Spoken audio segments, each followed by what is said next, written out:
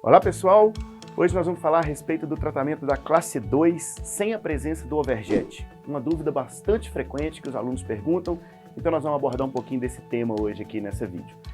É o seguinte, quando a gente pensa num paciente que não tem um problema esquelético, seja ele vertical, sagital ou transversal, é natural se eu tenho dentes bem alinhados, nivelados, sem diastemas, sem angulações e inclinações incorretas, é natural que quando eu engrenar esse paciente em classe 1, ele apresente um overjet normal, linhas médias coincidentes.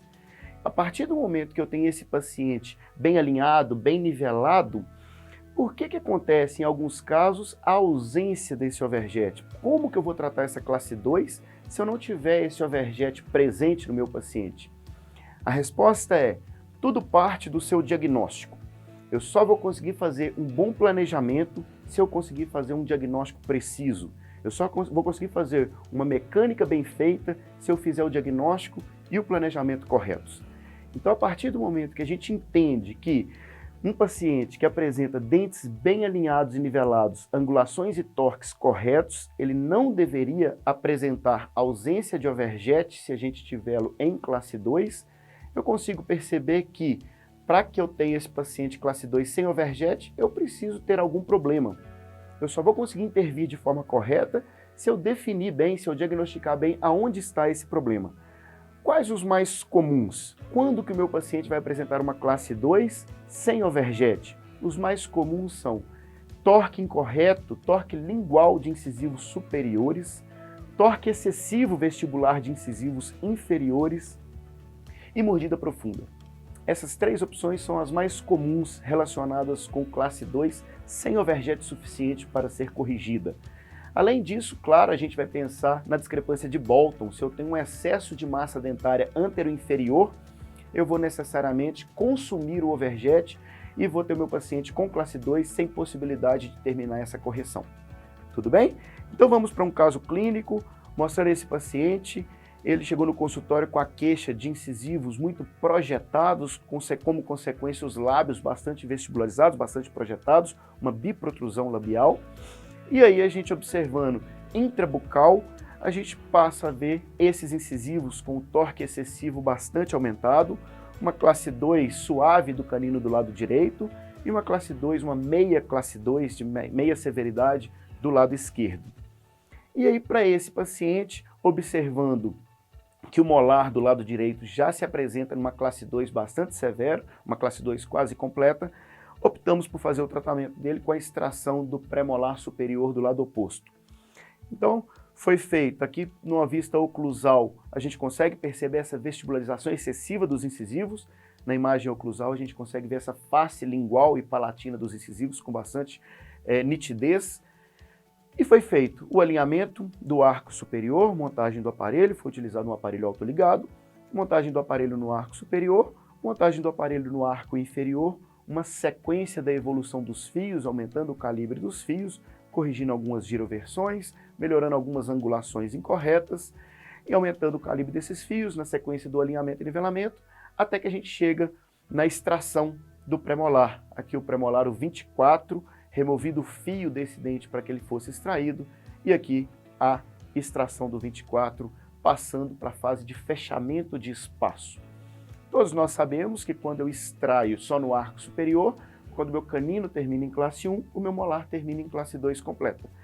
O molar direito indo para uma classe 2 completa, a mecânica de retração sendo apoiada nele, com essa possibilidade de perda de ancoragem, e do lado esquerdo, o meu canino podendo retrair e o meu segundo pré podendo mesializar, então a perda de ancoragem bastante favorável do lado esquerdo no arco superior. Quando o meu molar do lado direito chegou em classe 2 completa, a gente não poderia mais perder a ancoragem desse molar, e aí precisamos fazer essa retração apoiada no mini implante, apoiado lá na região superior do lado direito, na maxila do lado direito.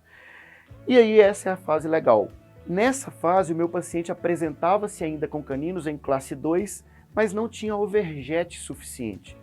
Qual o diagnóstico desse overjet? Por que o meu paciente não apresentava esse overjet suficiente? Ele tinha uma vestibularização excessiva dos incisivos inferiores.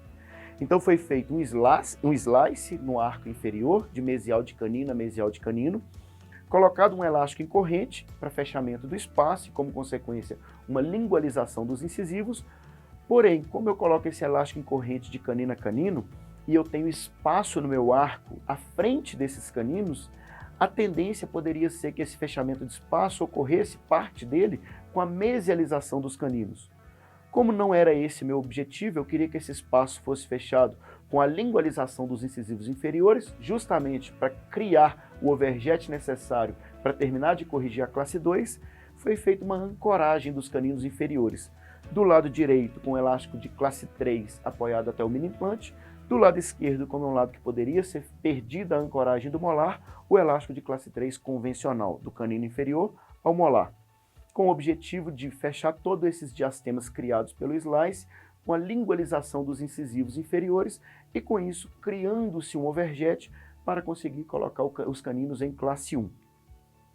Continuando com a mecânica, já removido o mini implante, já fechados os espaços inferiores, já corrigido o torque dos incisivos, terminando o fechamento do espaço no arco superior, agora a gente tem dentes mais bem posicionados no osso, fechando o espaço, mantendo o fechamento do espaço inferior com elástico em corrente, fechando o espaço superior com a mola fechada de níquel titânio, numa fase de finalização, engrenando o arco superior com o arco inferior, e aqui a gente tem o caso pronto para ser removido o aparelho, com o torque dos incisivos corrigido, com o overjet criado, corrigindo o torque dos incisivos inferiores, e agora sim com os caninos em classe 1, linha média coincidente.